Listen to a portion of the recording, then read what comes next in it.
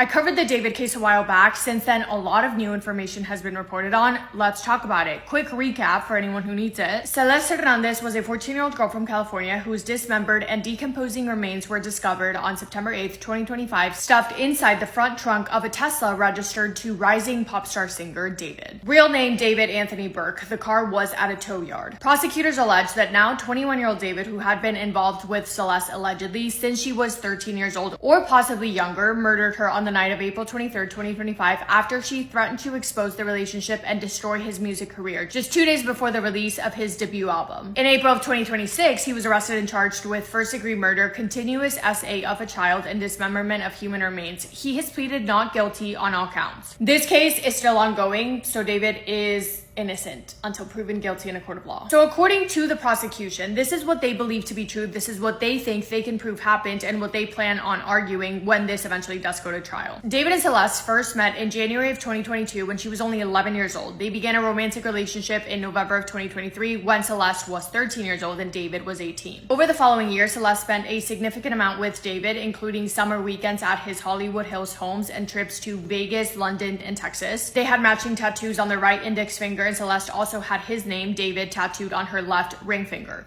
When Celeste's parents reported her missing in early 2024, Riverside County officials found David's phone number in her phone records and they contacted him. Los Angeles County officials then conducted a wellness check at David's rental home on February 17th of 2024, and they told him then that Celeste was only 13 years old. This was a previous time that she went missing, but despite this, prosecutors alleged that David, quote, continued to pursue her, allegedly even paying a junior high school student in Celeste's class $1,000 to give her a cell phone so that he could contact her without her parents knowing. In March of 2025, Celeste sent David a text message that prosecutors have now entered in as evidence. It read, quote, all we do is have just hang out, man. I want more than that for myself, end quote. The night before Celeste is believed to have been murdered, she and David had a lengthy argument. Text messages describing how she had become extremely upset, jealous over his relationships with other women and girls, and angry that he had led her to believe that they had a future together. She threatened to disclose damaging information regarding their relationship to, quote, end his career and destroy his life, end quote.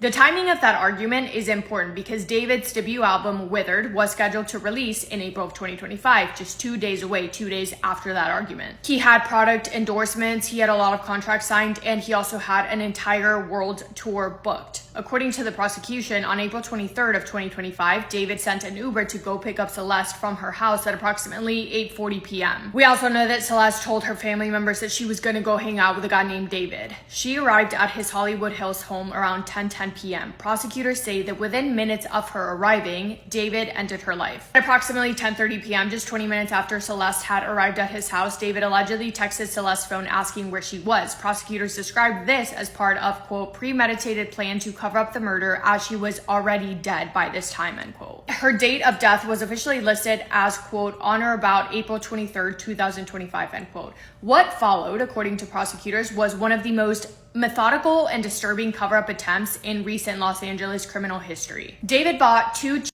online that he then used to dismember Celeste's body in an inflatable pool. He also purchased a body bag and heavy-duty laundry bags. Prosecutors believe that Celeste's body was dismembered on May 5th, approximately 2 weeks after the murder. During a later search at his Hollywood Hills home, LAPD reportedly found evidence inside of the garage consistent with the dismemberment of Celeste's body. Samples were tested and they matched her DNA. The inflatable pool was also located, and officers noted that it had multiple little cuts. Small blue plastic fragments were also found embedded in the remains, and an expert with the Los Angeles Police Department made, quote, a physical fit match from the blue fragments to the blue inflatable pool, end quote, in which they believe that Celeste's body was dismembered. So he did what he did inside of the inflatable pool to not get evidence everywhere, I guess, and they believe that there is evidence of that not only in the pool but also directly on the remains. Prosecutors alleged that David then, quote, amputated her left ring and pinky fingers because her ring finger contained a tattoo of his name, end quote. Her fingers have still not yet been recovered.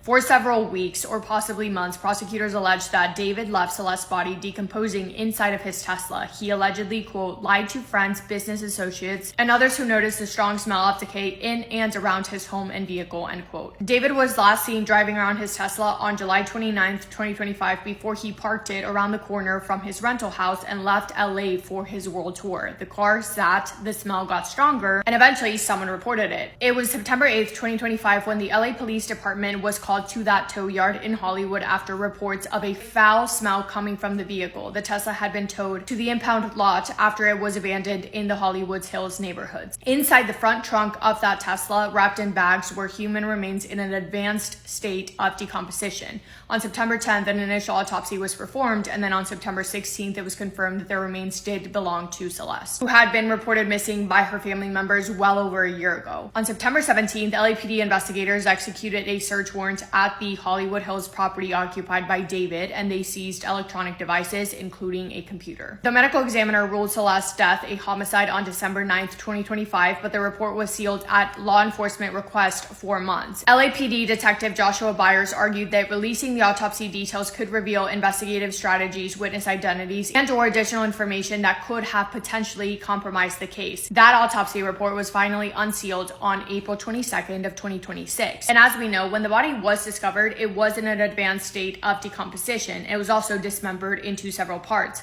It's from those results as well that we now know that some of her fingers were not there. On April 16th, 2026, nearly 7 months after the remains were found, David Anthony Burke was arrested by the LAPD. Prosecutors claim to have 40 terabytes worth of evidence, including data that they took from phones, computer tablets, and David's iCloud. And following his arrest, prosecutors reported finding a, quote, significant amount of CSAM on his iCloud storage account. Other evidence they also obtained include photos of Celeste and David engaging in activity, if you know what I'm talking about, as well as text messages showing how David allegedly manipulated her. Please keep in mind, she was a child, he was not. As of where the case stands today, the preliminary hearing, that hearing is where a judge will determine whether there is or isn't enough evidence for this case to move to trial. That has been postponed from May 1st to May 26, 2026, after the defense requested more time to review just how much evidence there was. Defense attorneys have also expressed concern about the fact that this case is receiving a lot of media attention, raising concerns about being able to find a fair jury.